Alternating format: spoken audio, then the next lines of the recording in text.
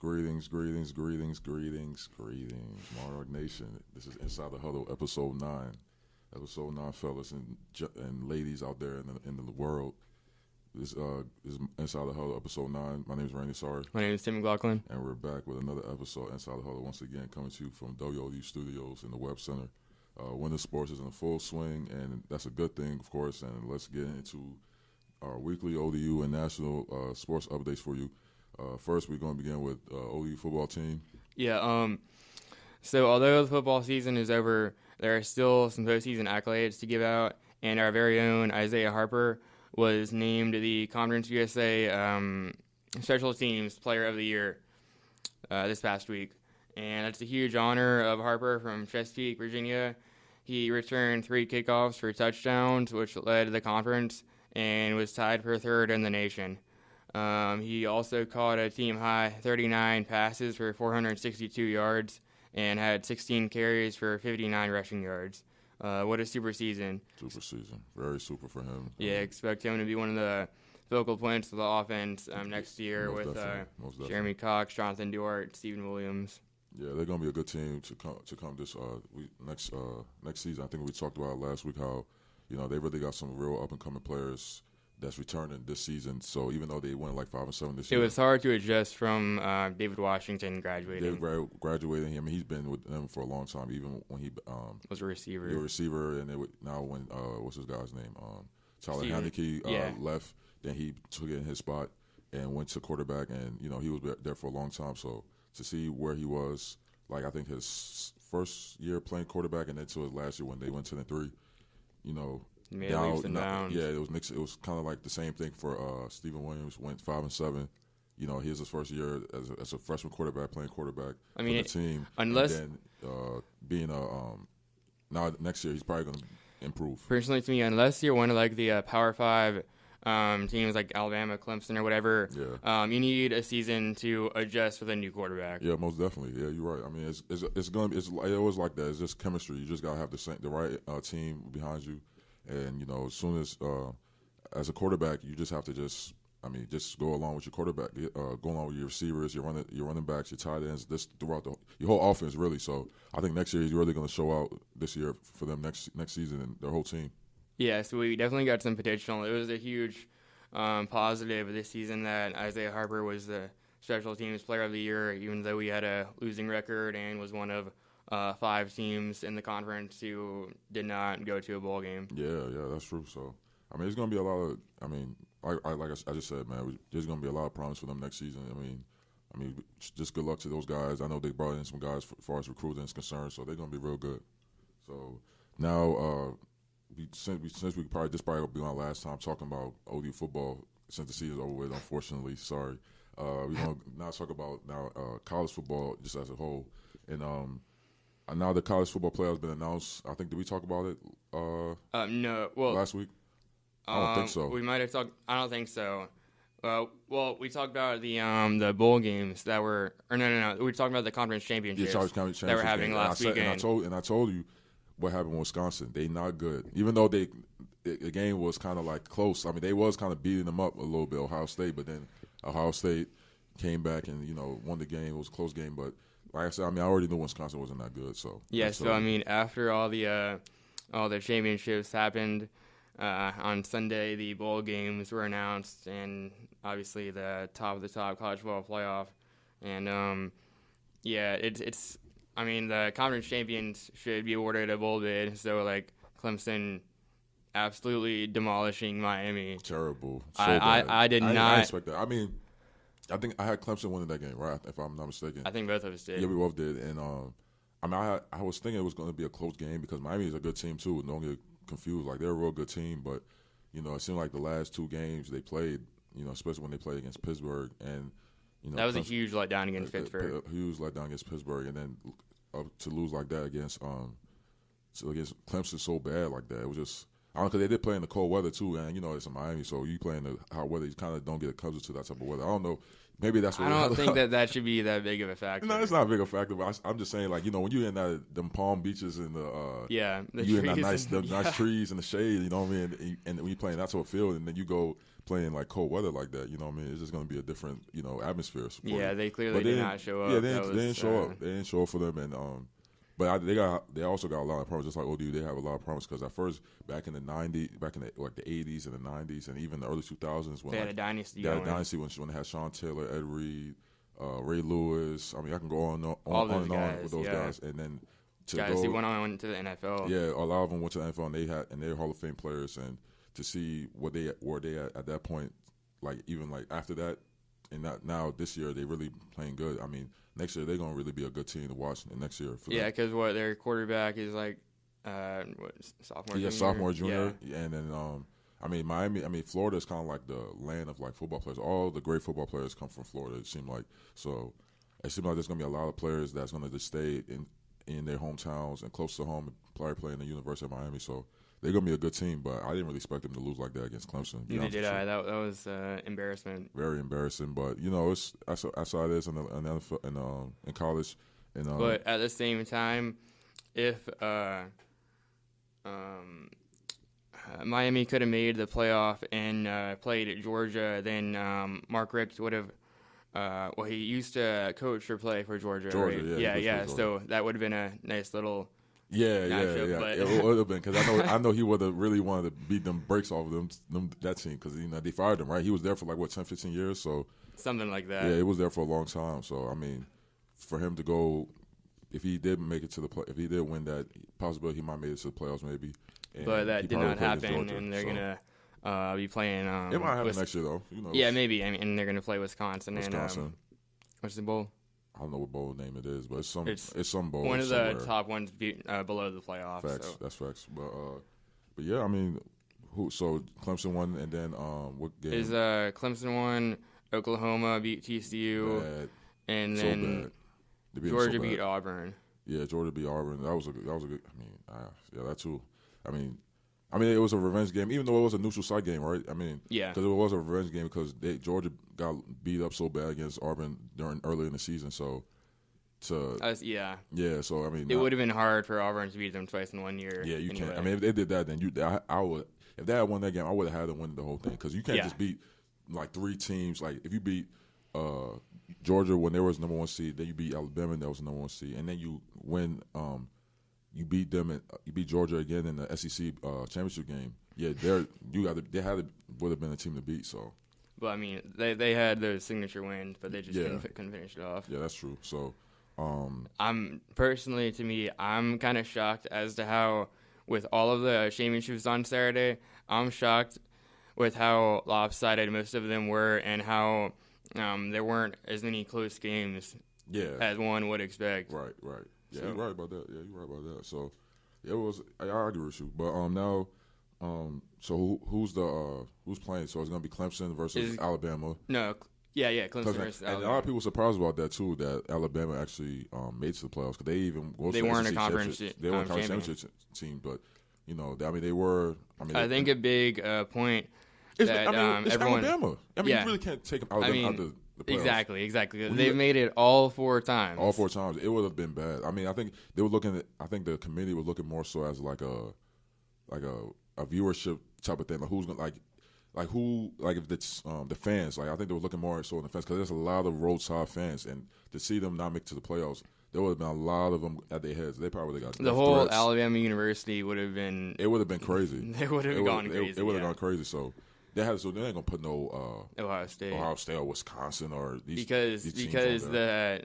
Unless they Ohio State, if Alabama lost 2 or 3 losses, then you have to.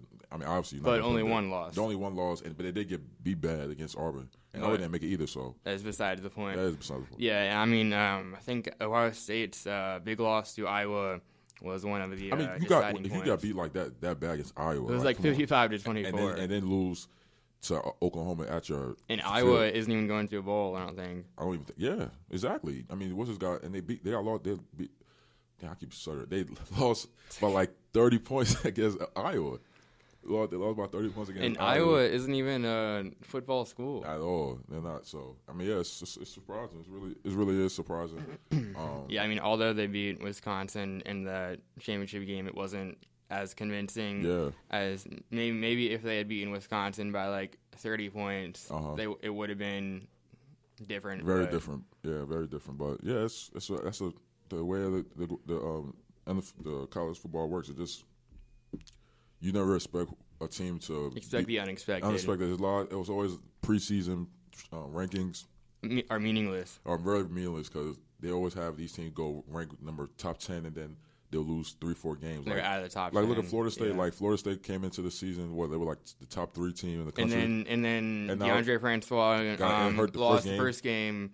And their season was a huge disappointment because they had to win their last 2 games. Their last game against Louisiana Monroe was a makeup game from Hurricane Matthew or whatever it's called. Yeah. And now, like by the skin of their chin, they're going to a bowl game for like their 36th straight time or something crazy like that. Yeah, that's crazy. Yeah, that is crazy. But I mean, and also Jimbo Fisher's leaving, and they're getting don't get me started on that. Like that's just $75 million. I mean, the crazy how the man gets $75 million, and these college players can't get not a nickel, a dime, a penny. Yeah, and their new coach is can't remember what his name was. Willie Taggart. Yeah, Willie Taggart. Yeah, he was at Oregon for a year.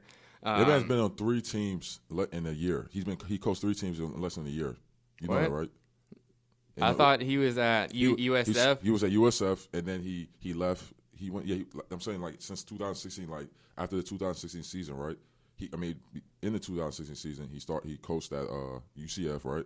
USF, University of South Florida, right? Yeah. Then he left to go to Oregon. He was there for a year. He left there to now be at Florida State. That happened all in 1 year. I thought he was at USF for a couple of years. I know. I'm saying like he did. But I'm saying last year. Because he did very, very well at USF. Yeah, he did. That's what made him get the Oregon job because he was really good coach at South Florida, right? Yeah. But I'm saying his last year at South Florida, he was there. Then he left to go to Oregon. Then he left Oregon to go to Florida State. Yeah. So all that happened in 1 year. No coach is stable, and no coach is stable. Like, and that's the crazy thing about it because like.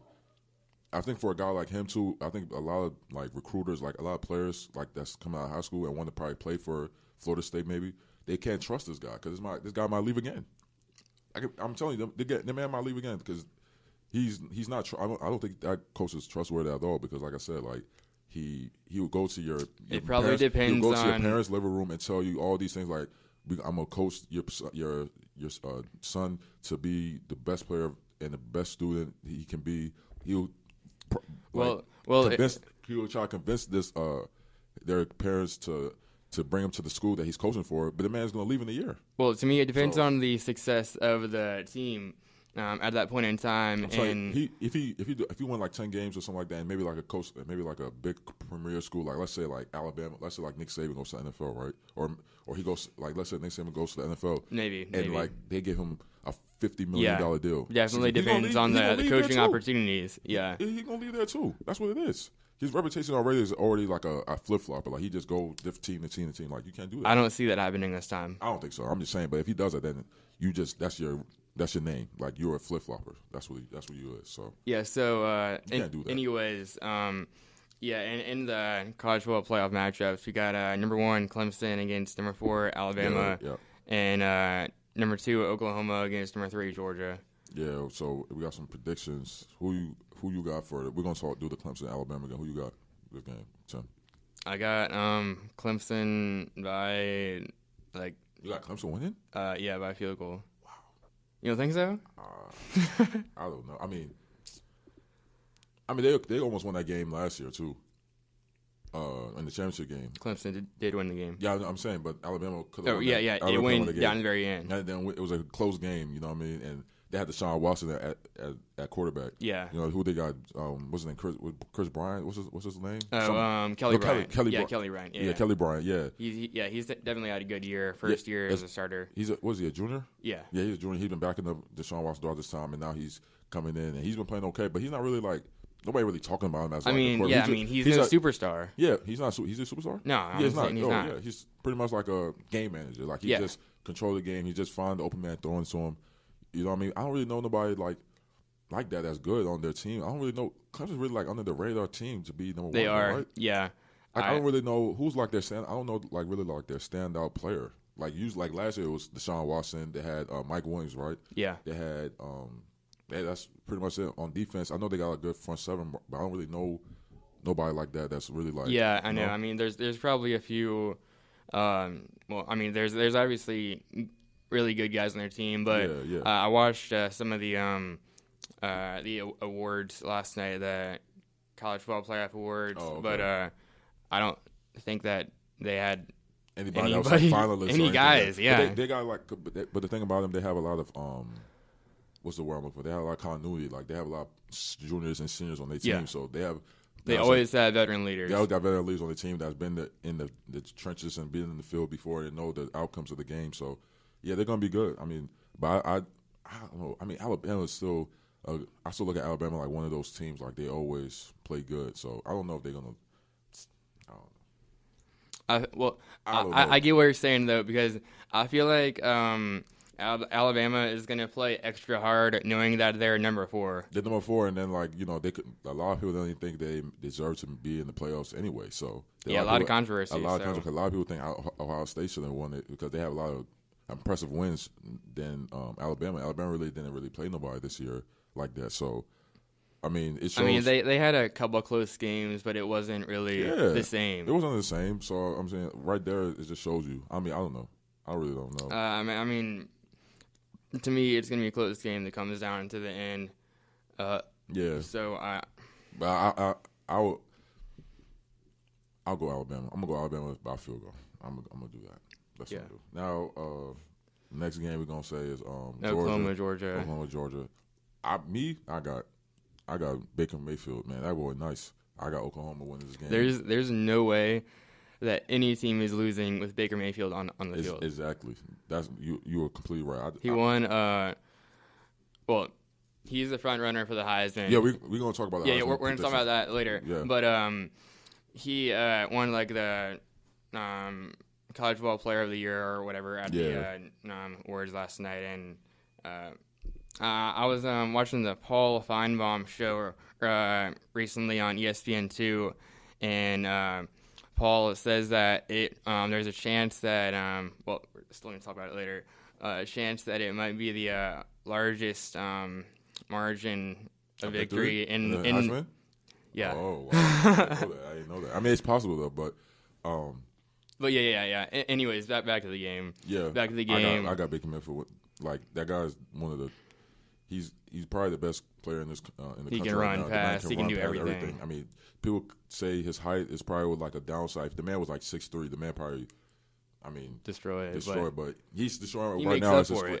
He's already destroying right now so far in his career, and I think people kind of look at him like as a bad guy because some of the acts he does on the field, like when I think when they played against Kansas, and he was trying to shake their hands, and he didn't shake their hands, and.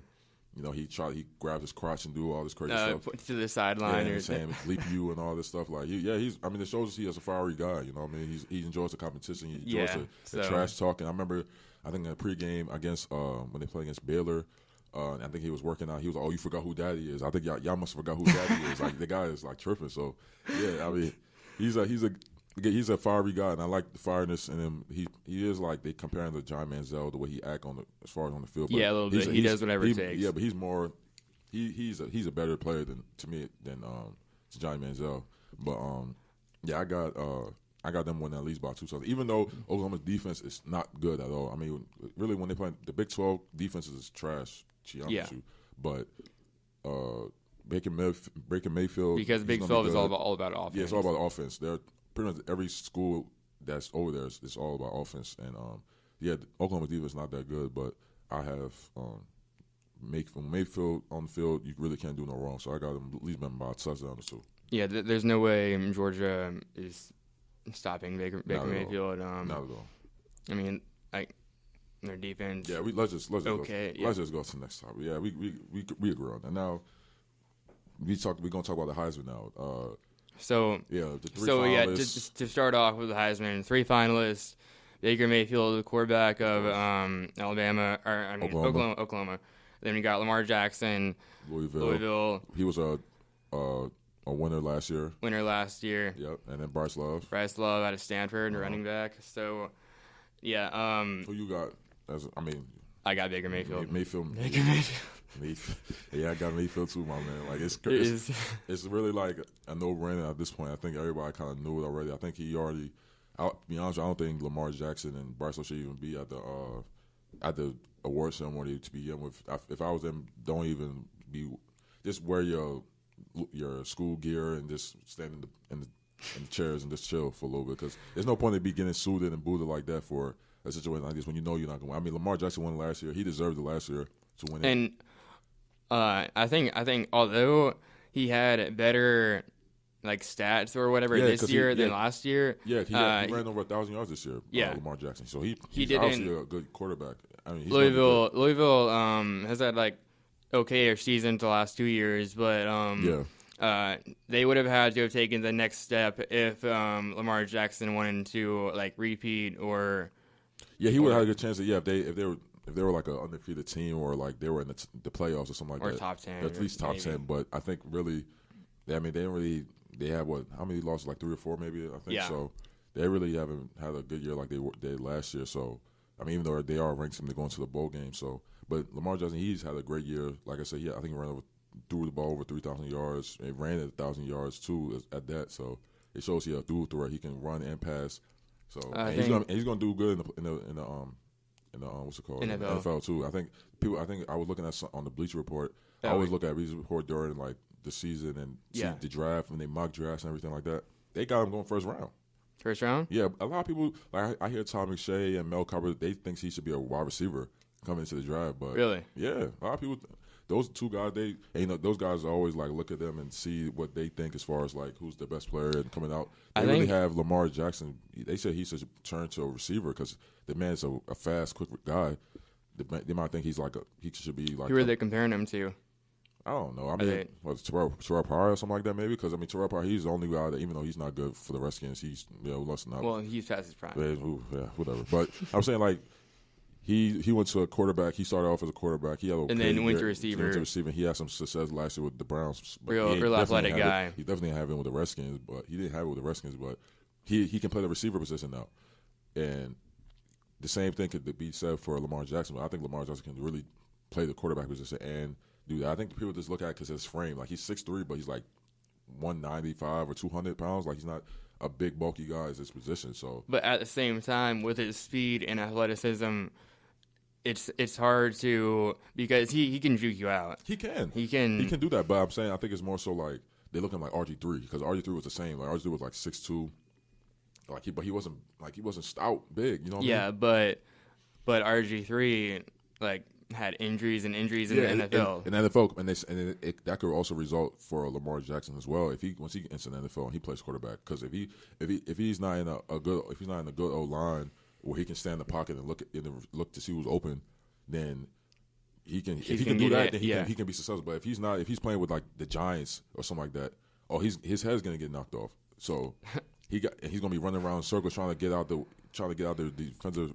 I don't think we should start talking about teams that he might go to. I'm just saying. No, I seen the mock draft. They have him going to Jacksonville, which is probably a good situation for him, because I mean Blake Bortles, he's not good, and also like with what's the guy's name? I mean he is, and what's his my memory's bad. Lamar Jackson, he's from Florida. He's from like.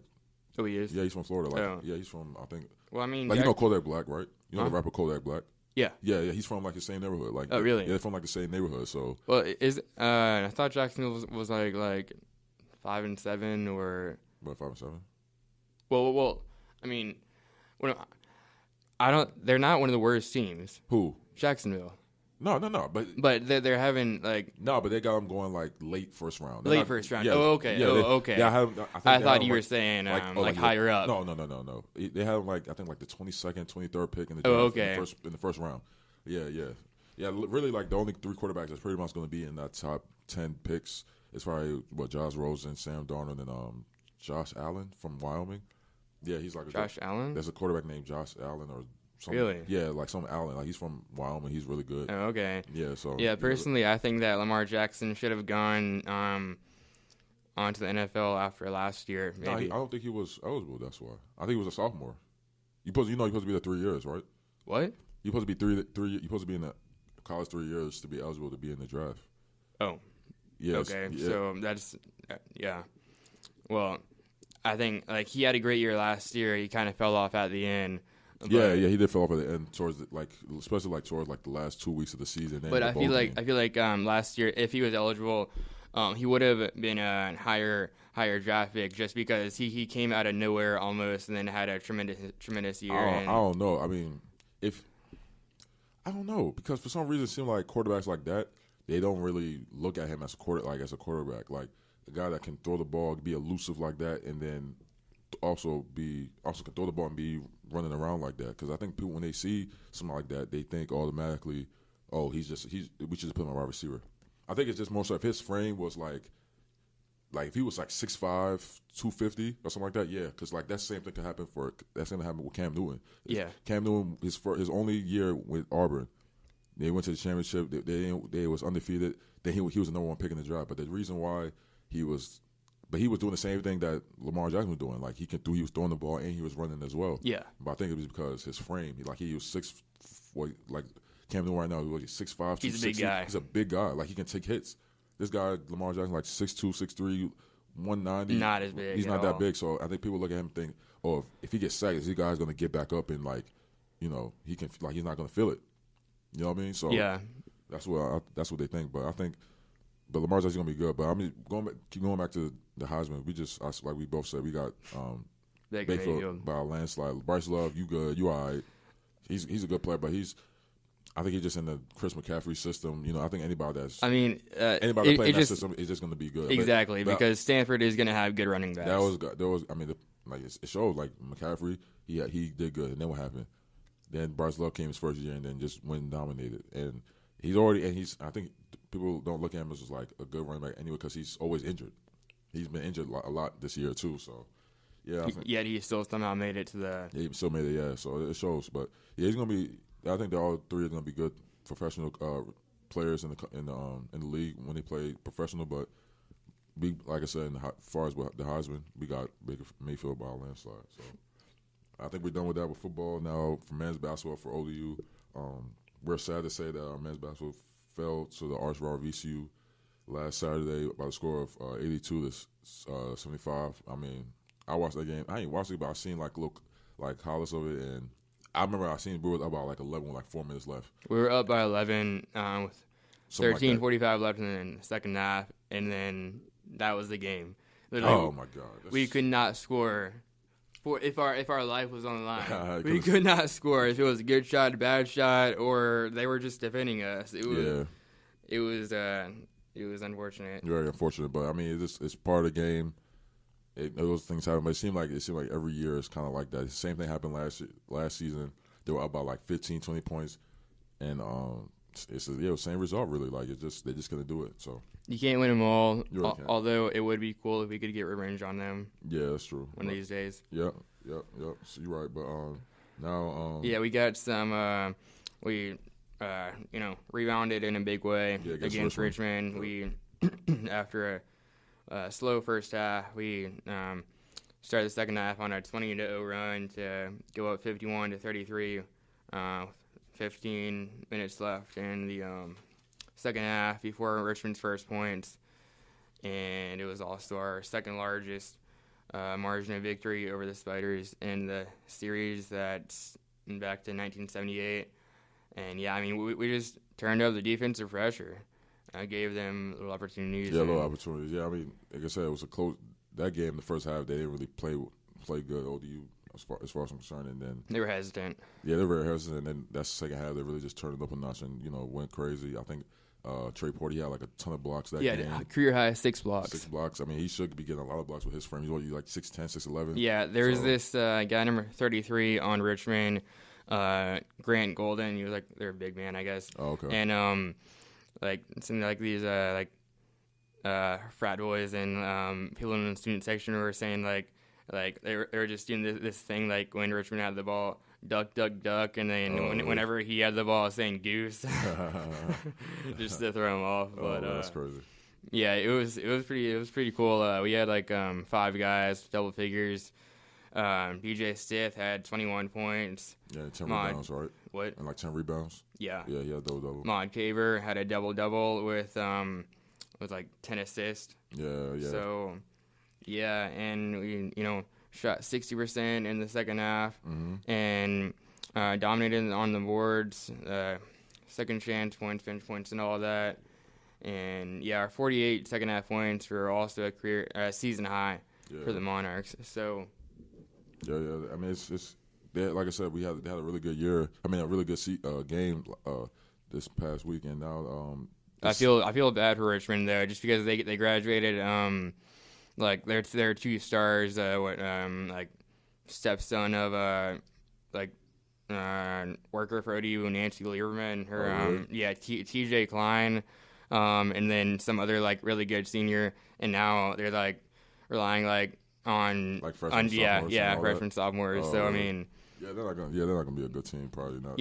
They're like 1-8, and their only win is against UAB in our conference, and UAB is a good team. Oh, good team? Yeah, good team. Oh, so okay. I didn't know that. So yeah, next up they play Bowling Green. They play Bowling Green tomorrow. Tomorrow night, Saturday night. Yeah, I'm gonna go to that game. I'm gonna try to see if I can make it to that game. Yeah, I'm gonna try to see it too. I got some family coming in town this weekend. Oh, okay. But yeah, they're good, and don't get twisted too. Bowling Green's a good team. They're 7-3. But the problem with that is that I looked at their record, a lot, and Bowling Green has played nobody. Oh, they haven't played nobody. They haven't played nobody. Oh, really? I didn't know that. All of their games are against like trash schools. I mean, they beat Norfolk State, but Norfolk State's like 0-8. Yeah, see, they beat Florida Gulf Coast. They're halfway decent. They beat San Jose State, but I think they're 7-3. They're coming off one of their only losses by like 15 points, like Evansville. Oh, Evansville. I know. I never heard of Evansville. I haven't either, but I think they're in the conference that Wichita State used to be in. Oh, okay. True. Yeah, so I mean, although they haven't played nobody, we kind of just have to like throw the records out the window and see how the game goes. Bowling Green's 3-0 on the road, and we're 6-0 at home.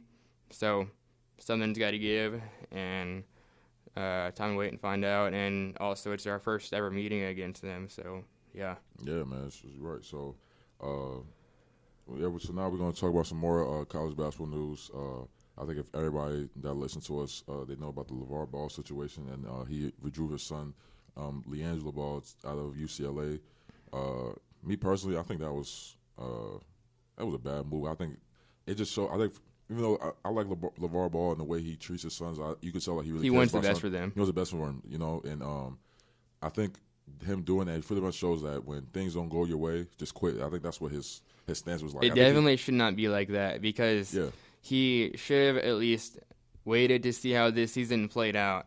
Because I don't know what the specifics are on the suspension, but I know that LeVar did not agree with it. No, he didn't. He did not agree with it because his stance was like, they already got in trouble in China, so why they got to get in trouble in America? It's that like doesn't make any sense. It doesn't make any sense. I mean, they got in trouble. They got arrested for like a couple of days, and then because you have to get in trouble since you were in another country. I mean, you can't. You got to be respectful and follow the rules. And you with their school, it wasn't, exactly. It wasn't like.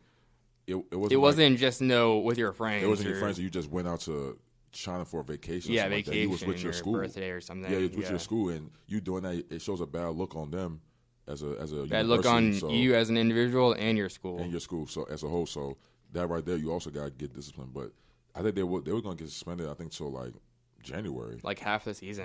So they were the ones who wasn't going to play it out.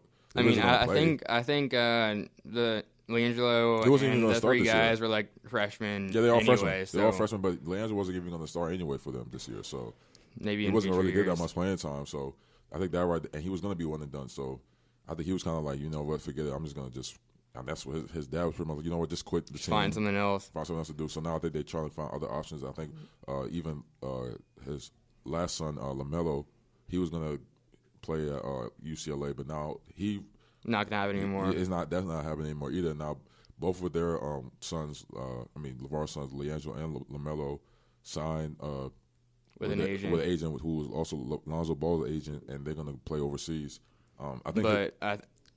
I think he probably still has the goal of trying to, at some point, have all three of them play for the Lakers. Yeah, that's the goal. He said I remember I was just hearing it. I think before I came here to do the show, he was saying like his goal is pretty much to get his sons to all three of them and to the Lakers. He said if we have to play in Africa, we have to play in the moon. Yeah, I saw that quote. Yeah, he said we're going to play in Africa or we're going to play in the moon. I'm going to give my sons to play for the Lakers. That's not happening though. I already know that's not. It's funny, but.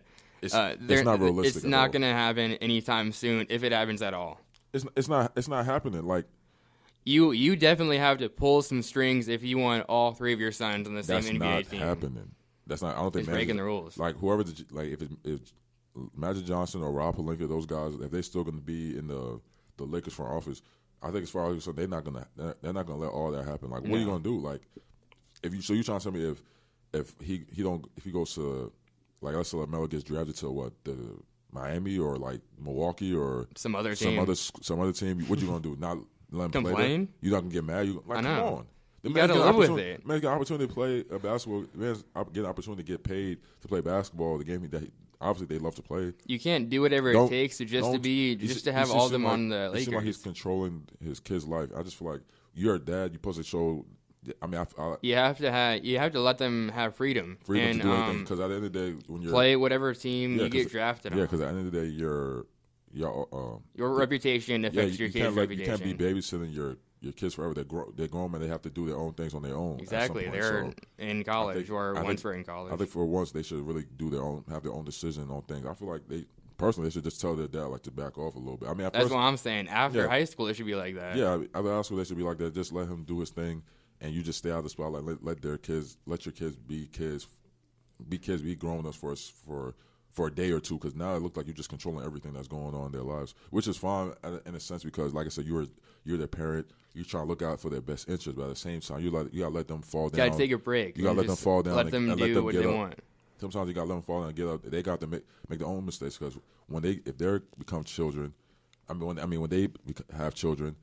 How are they gonna I know they're gonna do it their way. They're gonna do things. They're not gonna follow in their father's footsteps. Not at all. So they'll do a few of the same thing. Not at all. But I can hopefully say that both you and I should agree when UCLA are happy that they're so happy that the Ball family is gone. It's gone. They won't ever see him. This is probably their best dream ever. They will never have to see them in them campuses.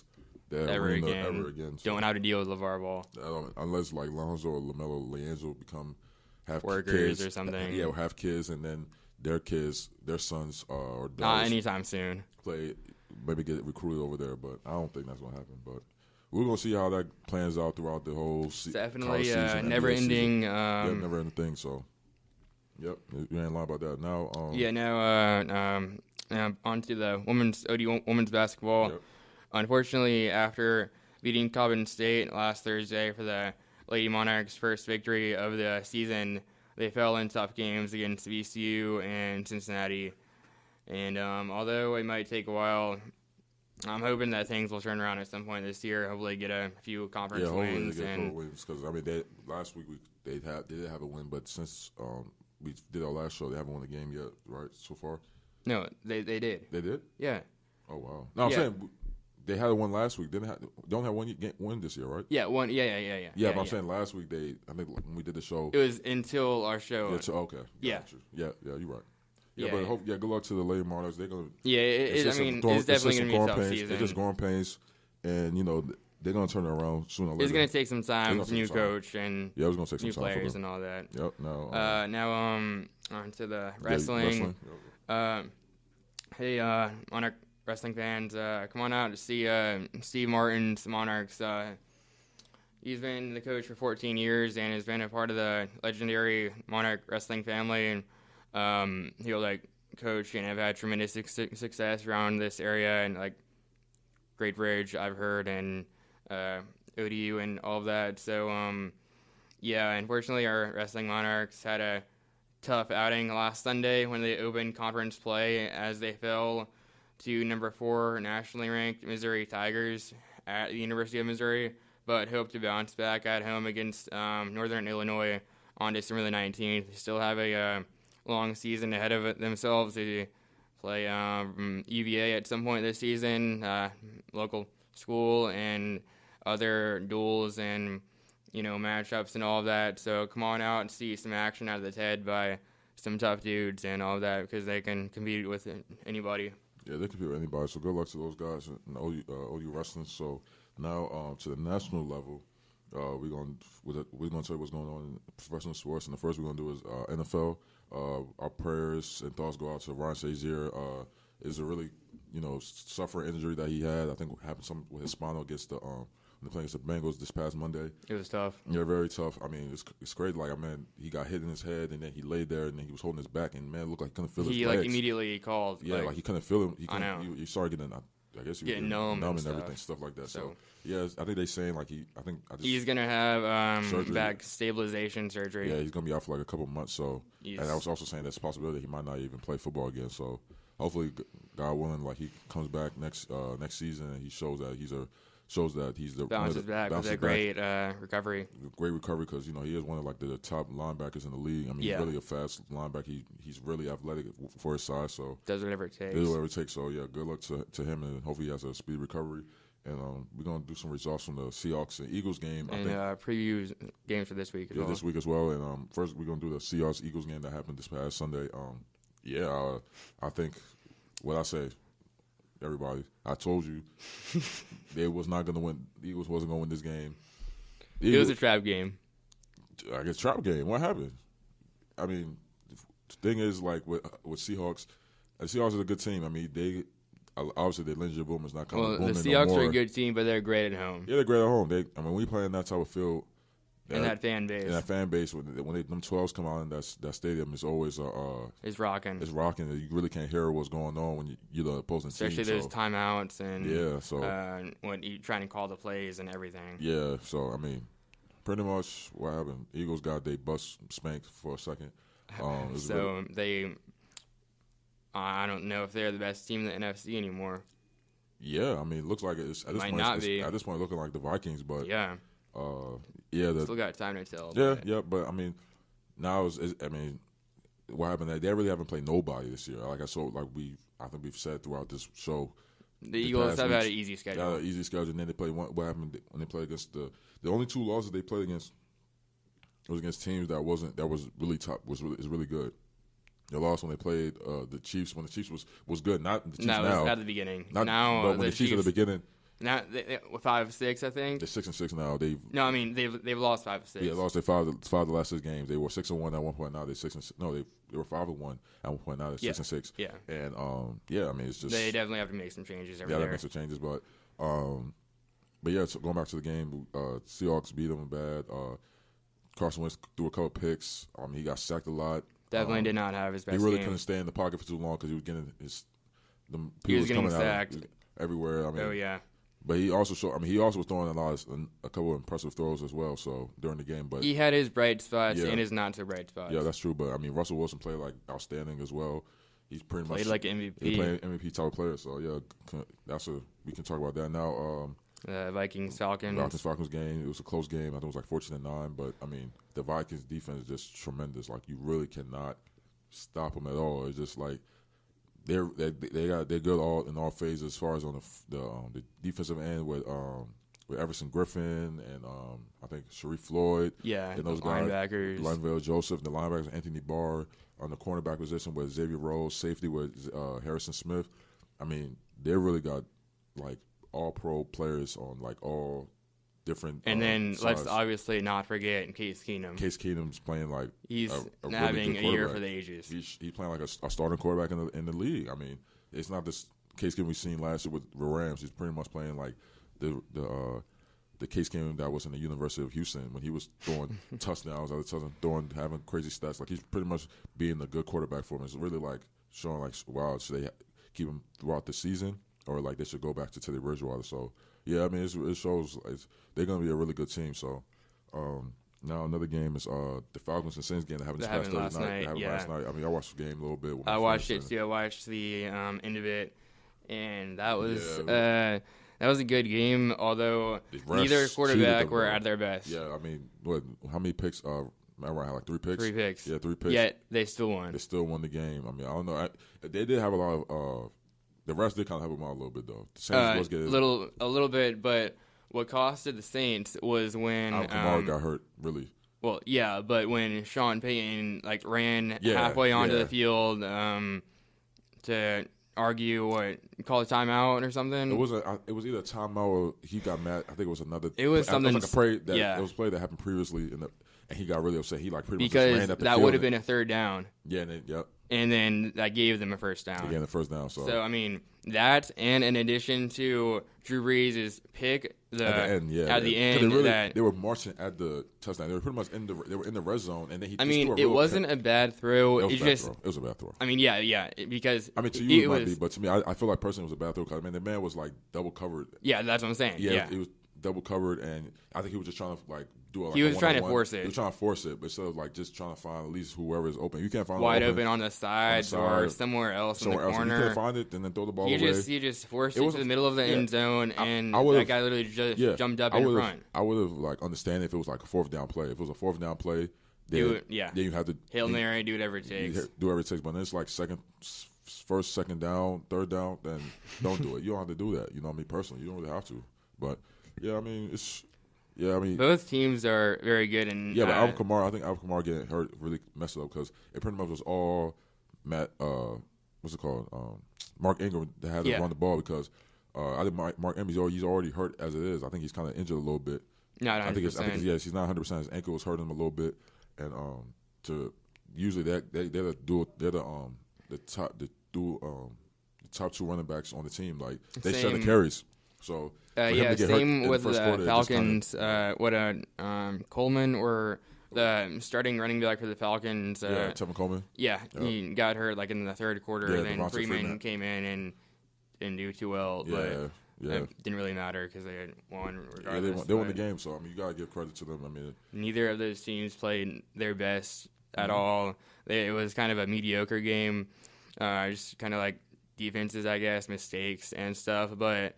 That defense is very good. That division is very good. Yeah. Those 2 teams play again in a couple of weeks, and if the Falcons win like their last 3 games, I think they play Panthers, Buccaneers, and Saints. Mm-hmm. Then they're going to win the division. Yeah, I think they played each other in on Christmas Eve. What's the 25th? Yeah, on the Christmas Eve they played each other. The Falcons and the Saints again. So it's really going to see who's gonna be mad over Christmas. It's literally like 9-4, 8-5, 8-5. Yeah. I mean that division is pretty much like a toss up because you really got 3 teams. Nobody really cares about Tampa Bay, but the top 3 teams are obviously the Saints, Falcons, and the Panthers. They're all 85, 94. So yeah, either 2 of them teams, one of them teams. Well, all 3 of them more likely going to make it to the playoffs. It's just who's going to have home field. Who's going to have home field. So it's just a matter of time. We'll see how it goes throughout the year. So now we're going to do some preview games. For this upcoming week. This upcoming week. And one of the key matchup games is Eagles versus Rams. Like you already know, just like last week when they played the Seahawks, I got the Rams win this game. And it's at the Rams. So, but we'll see what the weather's like with the fires that have happened. Oh week, so that's true too. I forgot about hopefully it's not too bad and it doesn't affect the my prayers game. go out to those people out there. I mean, I've seen a couple videos of it and like it looks really bad. It looks scary. So it's been really crazy. So yeah, I mean, it depends on how that goes, but hopefully everything. I know the Rams had like an adjusted practice schedule this week. Oh, they did? Yeah. Oh, okay. I didn't know that. But yeah, hopefully the game goes on and hopefully the fires is cleared out and there's some football to be played on Sunday. So yeah, or they could play it at another location. Probably another location, more likely. But I got the Rams win this game. I think Jared Goff been playing outstanding. Todd Gurley, of course, Sammy Watkins.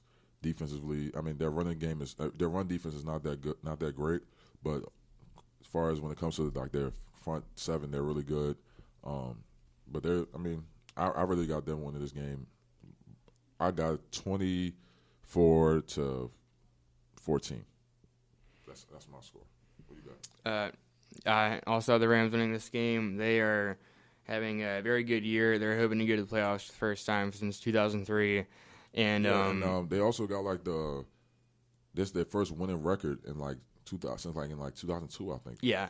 Yeah. I think they never had, because the most they won was 8-8, and during that time that was with Jeff Fisher, and Jeff Fisher's like Mr. 8-8. So.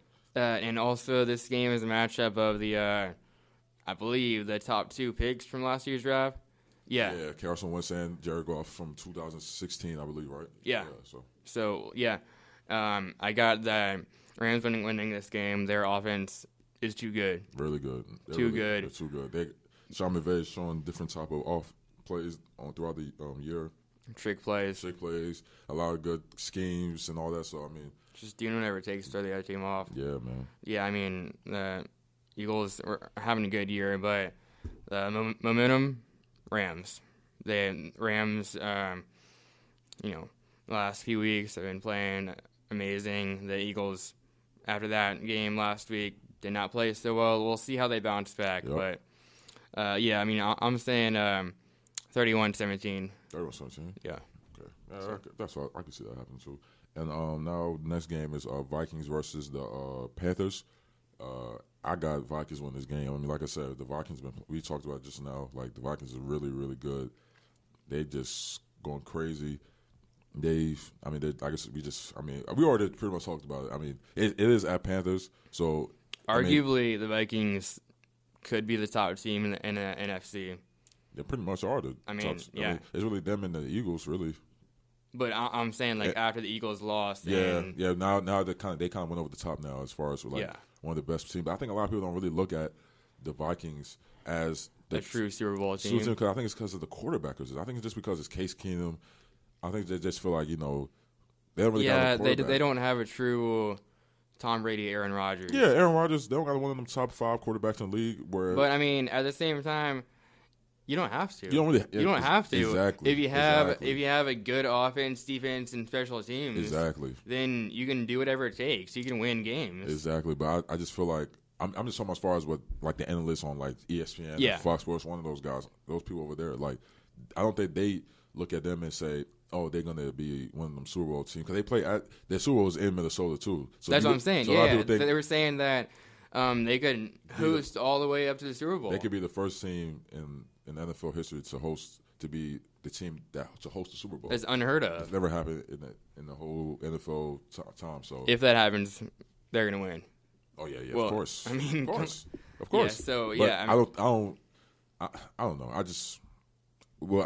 They're good now though. This so far they're good, but I think a lot of people think, oh, they're going to be one of them good teams, but then when the playoffs start, they're going to lose first game. That's how it sometimes is with the mediocre teams who don't have like rich playoff history, like say the Cowboys in a sense. Cowboys, yeah, of course. Cowboys and other teams like that. Yeah, but I don't think that's going to happen this year for the Vikings. Mm-hmm. But anyways, got the Vikings winning this game. My score, I got 20-10. That's my score. I mean, it's a good matchup of two NFC teams, but Vikings are going to win. It's 23-10, I guess. 23-10? Okay. Yeah. Got you. Now, our last game, I believe. It's the Sunday night game, I think. Sunday night games, AFC North rivals, Steelers versus the Ravens. Always intensity, really. Yep. Guys getting in each other's faces. They got a long history of each other. Both teams hate each other with a passion, just like the Bengals and Steelers hate each other. Yeah. But I got this game. I got the Steelers win this game. I mean, the Ravens been playing good so far. I think they won like 2 straight games. They've really been playing good. They got okay defense. Their defense okay. I mean, still got Terrell Suggs, I think he's going to be a Hall of Famer. They got what's the guy's name who won Alabama, the linebacker. I forgot the guy's name. For Baltimore? Baltimore, yeah. Mosley, C.J. Mosley. C.J. Mosley, my bad. C.J. Mosley. He's a really good quarterback. I mean, linebacker. Yeah. Joe Flacco, I mean, he's whatever, But Joe Flacco is inconsistent. He's really inconsistent, but It seems like since he went to Super Bowl and then got that big contract, he hasn't really been. He hasn't lived up to it. He hasn't lived up to this contract, but he's still a Super Bowl winning quarterback, and he can still have good games when he wants to. Yeah, you're right. So, but I got Steelers win this game. I mean, the Steelers been.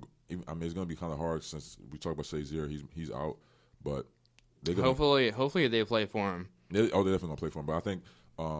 What's his name? Juju Smith-Schuster. Yeah, we talked earlier. Yeah, he got suspended for that big fight. I mean, that game was like a brawl. Like really, like it was like a bar fight in that game.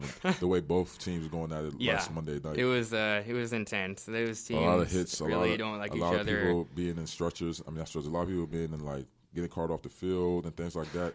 It was really like a bloodbath over there in that game. But I don't know when it really started in that game, but at some point. I don't know what the score was, but you kind of just got to either end the game or, like, kick all these guys out and just, like, try to move on from that. Yeah, that's true. Because you can't just, like, let this go on forever and ever because that's no point of football. Yeah, that's true. So, I mean, what the thing is, though, I mean, it's going to be – I'm going to this game. It's going to be hard for them to miss – from Ryan Shazier, his absence not being on the field, so it's going to be big loss. It's going to be a big loss for them on the linebacker position. But I mean, they still got a good team overall. But they can be a Super Bowl host playing team. But I got Steelers win this game. I say and it is at the Ravens, so it's kind of hard to play in the road. But I got it 24-21. Close game. It's going to be a close game. But I got Steelers win this game. Yeah, I'm saying 21-10, I guess. 21-10? Okay. I'm not good with it. I don't know. Predictions, I feel you. I mean, as long as you know if you got a team to win, it's fine. Yeah. That's right. Now, since we're done with NFL, we're going to the NBA. The Cavs been playing so far really, really great. I mean, they won 13 straight games after a slow start. I mean, it was kind of given that they were going to have a slow start just because that's who they are. Yeah, that's who they are. I mean, they always seem like every year LeBron's in a new team or a new when there's new players on the team, they always start off slow and then they come back and win like 20 straight games and they go to the finals. But I mean, LeBron's been going off. He's really been playing like an MVP player. He's averaging like 25, 8 and 8. Yeah, shooting like 58% from the field goal percentage overall, and then like 43% from the three. So yeah, I mean, he's really been playing really, really great. So. But the Cavs, like I said, the Cavs been playing good. I mean, at this point in time, Dwayne Wade's really taking that 6-man role really, really good. He's been playing good off the bench. So, I mean, just wait till Isaiah Thomas get back. Who knows? That's what I'm saying. At this point in time, it's probably Cavs Celtics in the Eastern Finals. Yeah, I mean, hopefully my Wizards get to that point, but we'll see about that. But I think the way it's looking like it's going to be a Cavs Celtics rematch in the Eastern Conference Finals. At least for now, I know it's still early. It's really early, but Isaiah Thomas, I mean, he's kind of wrapping up his rehab, and I think he's been 4-4. Now he's doing 4-4 hoping workouts. To come back in a couple weeks. He'll probably be back around Christmas time. So yeah, it's gonna be. That'd be cool if he could play against the Warriors. Yeah, it really be good. Now, although at the same time, they got to keep him out until he's ready. Yeah, until he's 100%. Once he's 100% ready and he's good to go, then you really gotta do that. But I think right now, once he comes back, they gotta put him make him come off the bench to ease him in. Get him into game shape. Give him like 10, 15 minutes.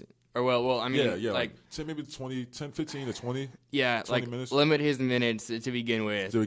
And then once he's getting back into the rhythm and stuff, then the first week or two, get him off the bench. Then maybe a couple weeks later he can start or something. Yeah, the first 2 weeks of the season, maybe like when he comes back, just let him ease him in, let him get in the game shape, let him feel like he's back into the game shape mode that he is, and then put him back into the starting position. They really got to put him in when him and LeBron is like when he does come in the bench, when he comes off the bench and plays, he should have him and LeBron and like D Wade and let's say Kevin Love and those guys in the game with him. So because it's going to be like that once the playoffs start. All those guys are going to be in the court together when it's crunch time. It's going to be a scary team. It's going to be a scary team. So. Yeah, I mean. And also Steph Curry got hurt recently. Yeah, it looked bad on I watched it. Yeah, his ankle looked like Twist it up. Twist it up really bad. So Yeah, he's so- he's gonna be out for like 2 to 4 weeks. So, how do you think the Warriors will do without him? They still gonna be great. I mean, they still got KD, they still got Klay Klay Thompson, Thompson, you still got yeah. Draymond Green, you still got players come off the bench with Iguodala and Livingston, Nick Young. They still have everybody They else. still, I mean, any of those 3 guys. Anybody could have a big game on any given night. Of course, yeah, you're right about that. But I think any of those 4 guys can be out for the 2 or 4 weeks, and they're still going to be one of the best teams coming out of the West. It doesn't really matter. They won't miss him that much, to be honest. It really doesn't matter if they lose a couple of times when he's gone because they're still going to dominate. Yeah, still going to dominate regardless. I mean, they played Charlotte in his absence last, I think, Wednesday, and KD went off crazy. I mean, it's just I think the difference now is just going to be that those guys who wants to step up. Yeah, that too. But it's gonna those guys gonna have to play extra minutes now. Like Kevin Durant, now he's gonna. I think Kevin Durant he plays like around 34 minutes per game. Now he's probably gonna play like 38 more minutes. His minutes gonna go up now. I think Draymond's minutes gonna go up now. Klay's minutes gonna go up. There's no problem. There's no problem at all. So it's just how it is in the game. But I mean, they're gonna be good regardless. Whoever's out, they still gonna be a good team. Let's say even if Steph Curry's out for the season, I still got Warriors winning. Winning the whole thing? I still got to win the whole thing personally. I mean, when you got KD and Klay and Draymond on the court, yeah. Still, I mean, it's still gonna be good regardless. I mean, that's the same thing if like KD, God forbid, I'm just saying if KD get out, he's out for the year. They still gonna win. Same thing happened last year. I mean, it happened. What 2 years ago when they lost to the Cavs. They could have won that series. They were 1 game away from winning it, but they didn't have KD on the floor. Yeah. So, I mean, come on now. That definitely absences are much more vital in the playoffs, just because of the roles everyone plays. Right. But now it's more relaxed and stuff. Yeah. So now Bradley Beal, he had a big game. I think a couple of days ago. He had 51 points. Like Tuesday night or something? That was Tuesday night. Yeah. 51 points. The man went crazy because the day before that, the man was playing completely horrible against the Jazz. They lost. He probably was like, I want to do better. Yeah, because they lost by like 47 points against Utah. And I heard him in an interview saying like after the 51-point game that I think the reason why because prior to that game he was the last 4 games his total was 50 points. Oh yeah. Out of four games. Those games combined? Combined was 4 games combined. He had 50 points total. 50 total points. And then he comes out this game with 51, and he said the reason why is because since John Wall's been out, he really wanted. He was looking to be like number one guy, but like he wanted to be John Wall. Like I said, like facilitate to the guys, do everything kind of guy, do everything instead of just playing his game. Yeah, and that's what he did that night. And he had 51-point game. Maybe Bradley Beal is primed for a big year. He is, yeah. And the same thing happened with I think yesterday they beat against the Suns. Yeah, he had 34 points that game, and the same thing. I seen a little bit of highlights of it. He played his game.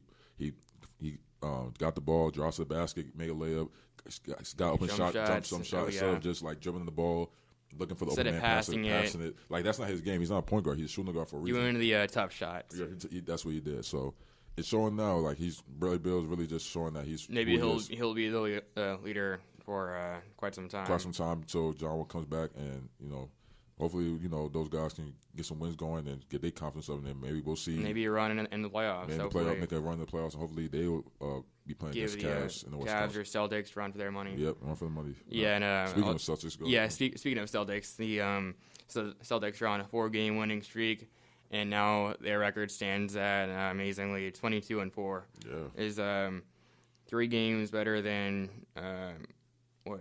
I think it's Warriors. What? Oh, you talking about the Warriors? I was talking about like they have like 3 more wins than the best team in the West. Oh, that's Houston, right? I think so. Yeah, Houston 19-4. Yeah. So yeah, Celtics got the groove back after that couple losses since the 16-0 start. Yeah, man. All that. So yeah, they're a real good team. I mean, they've really been playing really good. Kyrie's been playing like the player that I think he always wanted to be when he was with the Cavs. Yeah, now it's his team. Like he wanted it to be. He wanted to be. It looked like everything he wished for, what he wanted. And he's got some helps too. Got some helps too coming in with Jason Tatum and Jaylen Brown, Al Horford. I mean, the list goes on. So they're a really good team. So, Jalen Brown. Jalen Brown, of course, yeah, like I said. And when you got a great coach in Brad Stevens, anything is possible.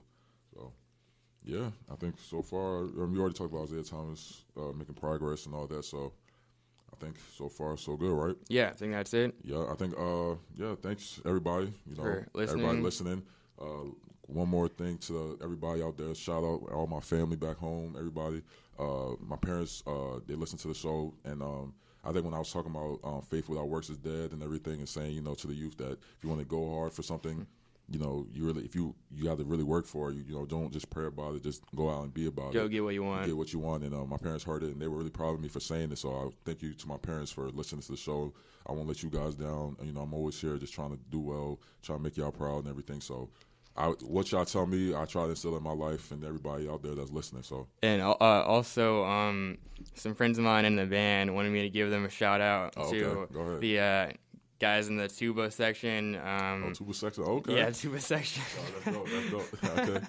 Yeah, Andrew Jenkins, Colin Pell, and Eric and those guys wanted me to give them a shout out. So that's dope. Shout out to them. Shout out to y'all. Thank y'all for listening. they got this like show at like Chrysler Hall tomorrow evening. Oh, so that's dope. Yeah. Oh yeah, man. So thanks for all the listeners out there that's listening. Thanks for listening Inside the Huddle. Please listen again for next week. I think next week is going to be our last show before the semester's over with. So good luck to everybody that's in the finals and everything. I got a final this Thursday, so y'all pray for me. Hopefully I'll do well. Hopefully my man Tim, he do good in his finals. We pray for everybody else, too. Yeah. So please listen again, like I said, for all the listeners out there. Next week, last show before the semester is over with. And so again, we'll bring to you another update of ODU and other sports of your interest. So Till next week, go Monarchs. Go Monarchs. Let's get it, man.